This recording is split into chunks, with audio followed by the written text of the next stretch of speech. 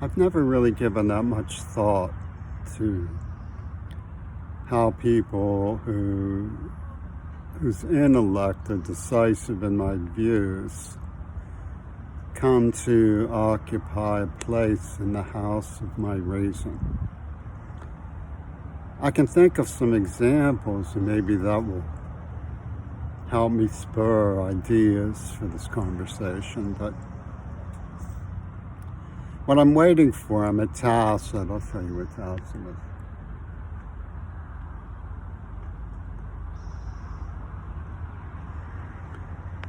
It's a place where a number of us who have, what other people take for disfigurements and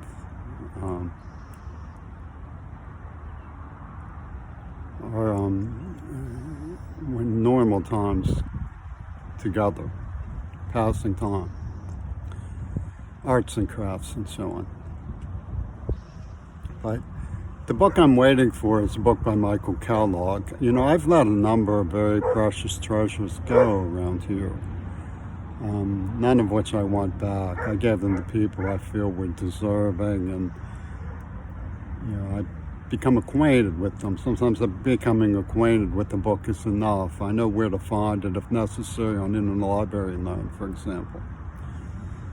But the Michael Kellogg book is something I'd like to be able to read. It has a sort of raw intelligence about things. I guess the best way to put it might be, I like to be able to have things explained to me that I can grasp in such a way that I understand them while they're being explained to me, even if I can't explain them myself. And he makes a contribution, scholarly contribution to background in the Third Reich that I think is often mythologized by people who despise the Third Reich. In other words, it's good information to know, but it tends to be mythologized rather than understood. And I like to have it around to refer to it, but the thing is it was expensive. And I have other priorities. I don't think I would ever replace this book, so I'm waiting for it to be brought out to me from a woman who retrieved it from someone I loaned it to. And there are other books that are, less expensive that I've had like a flow. One of the books that's coming back is like that, A Time for Greatness, by Herbert Agar. I've given it away countless times. It's arguably my favorite book. But I think this helps dispel the idea that there's something unnatural to see. What parallels the situation with Greta is the situation with Leslie, of course. The Ono scam element, will show that this person is incapable of holding his own in politics because of his lechery. Well, that's not reasonable, because they leave out that they damage the brain, that I'm not in politics voluntarily, that I've been used by them, and that I'm not hurting Greta, and I never hurt Leslie. So it's disingenuous stuff. But you can see the history of how I tried to explain what I thought was a better idea than the horrible things they were doing. More often, very simply, we need to, if necessary, bring macho to the defense of the ecology. We need to have people like Greenpeace who are willing to stand up. I never particularly liked Greenpeace itself, but I looked for answers. If people cooperated, what could be done? If people cooperated, what might happen? And, when I picked up on the threat of disturbing dictatorial tendencies in the power structure, and of course the pollution makers, I was caustic about it, which was very costly. It gave them an excuse to say that I started it. The banging on liberalism was something that was directed horrifically at my father. I used to think that I was the only person who was victimized by that gang in East Liberty, so I took it in stride. I was very angry. My sister said she never seen me angry before I came. She said that's what made her realize Mount Tesodala, something really happened there. Well, I realized they were hurting other people and infuriated me. So all that stuff about pacifism is immoral. They knew that they were playing this horrible joke on me. So I was, if you look at what I was saying, I was awkward and I was battered, but I was angling towards some more ecological understanding of right and wrong.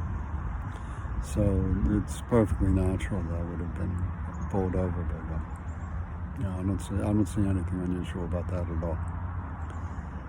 And I didn't mean to be intimidating. When I said I fell in love with them, I didn't see that as intimidating. So, the Nazi palace, of course, is eating it up. And it's important to understand that they were in place to eat it up. They wanted to, Ono had it all figured. And it's important to realize that they harbor a Trump of fake news, just like they did when they did in Kennedy. The Trump of fake news is a very powerful Trump for them. And it's important to realize that there's only a few sources of information that can give us an understanding of how this operated. Lately, I've been trying to find relationships that might make it clearer how the implications of Donald Trump and Gail Burstyn working together so openly for so long might fit into the background of what happened in Dallas, because we know Trump is a brutal pimp, and what Jackie Kennedy did is that vernacular of assassin. So, I parted ways with some of the people in the Kennedy field over what I see as obviously Jackie's involvement, whatever. And Ono has, Ono's sister had attacked me so many times, it's like an advertisement, but that's what they do. But the white Russian community, which is what this book is about, white Russians' role in the establishment of Nazi Germany, is, was wealthy and aristocratic, and they saw only themselves as being special. The masses were just, dispensable. And that gave rise to the Bolshevik Revolution that just took the whole idea of property away from everybody. So it's pretty sickening, the way that the pendulum sweeps, and what UW dialectical came up with the Trumpy-tuned communistas was a way of occupying both sides and getting leadership on both sides and putting together a Hollywood dialogue machine where they capture people's identity with Bill Gates and stuff through home invasion. And so they know how to play where somebody operates from.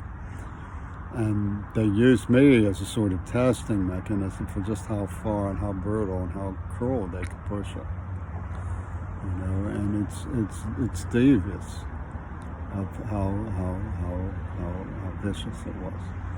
And they propertized me as a success story. They've used my name on one of Lee Harvey Oswald's fake IDs. I no longer doubt that I was the James that was being referred to in Alec James Liddell. The the school book is at Pitt. I believe that's what happened. And then they said, well, the enemy with them makes it our money. So it's easy to see the scam, And then they have these things like the Trust Project and all this stuff. And of course, Lenin is the holy mind, So it's sickening. It took the aptitude of the royal family to come up with this. It was Richard, Elizabeth's cousin. His look-alike was when Reagan had me for the performance art piece of him supposedly being shot. He comes out and waves to me. And Chapman, and I even found an image of Richard with his spectacles all covered with flies with the beard in the Thailand magazine. So it was a worldwide fascist together thing. All together now axis concept. So,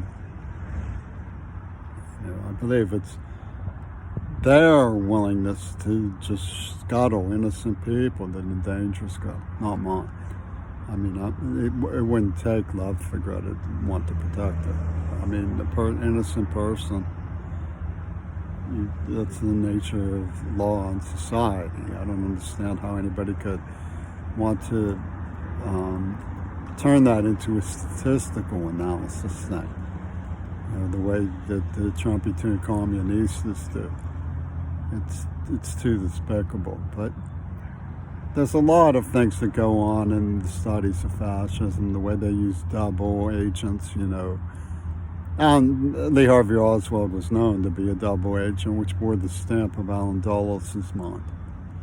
So the background on all of that, of course, is part of the preservation of the heritage of the American West and principle of the American Library Association.